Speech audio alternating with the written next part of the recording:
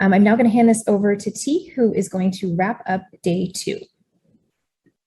Great, thank you so much. That was a great session. So we began day 2 of our conference with a plenary on equity, diversity, and inclusion. And throughout the morning, we learned about Juno's response to a growing pediatric behavioral health crisis.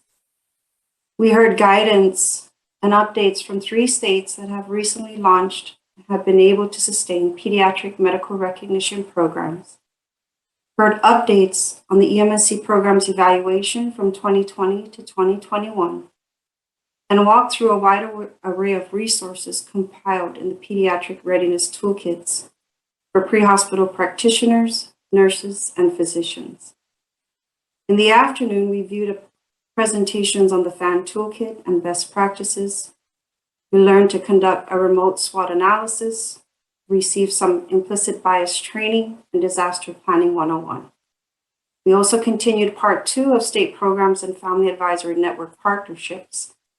And we also learned sat for updates on work underway with our targeted issues grantees, which are related to system readiness improvements in EMSC performance measures, and lessons learned about the Pediatric Emergency and Advocacy Kits, also known as PEAT.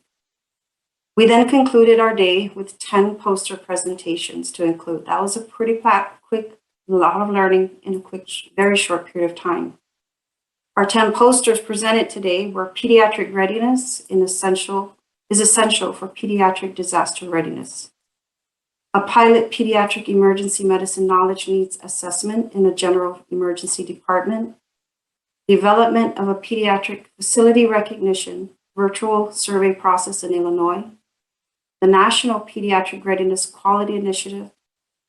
Always Ready for Children, a regional approach to facility recognition in pediatric readiness. Statewide collaboration to deliver and evaluate simulation-based pediatric education for emergency medical services providers. Emergency medical services provider acceptance of and attitudes about pediatric SymBox simulations. Using virtual reality to improve pediatric assessment. Improving EMS for children survey responses among Pennsylvania EMS agencies, and Colorado State Trauma Designation and Pediatric Readiness.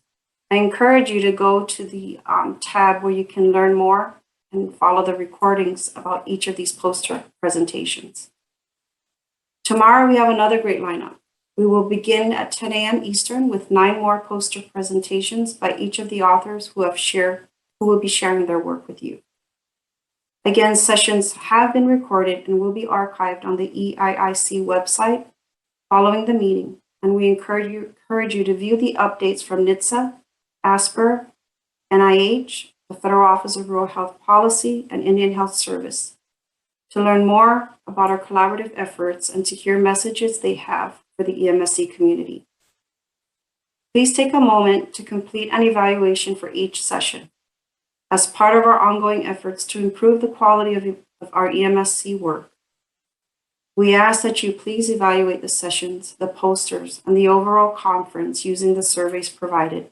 You'll find these on the main page. Thank you again and have a good night. Thank you for joining us today. We'll see you in the morning. Bye-bye.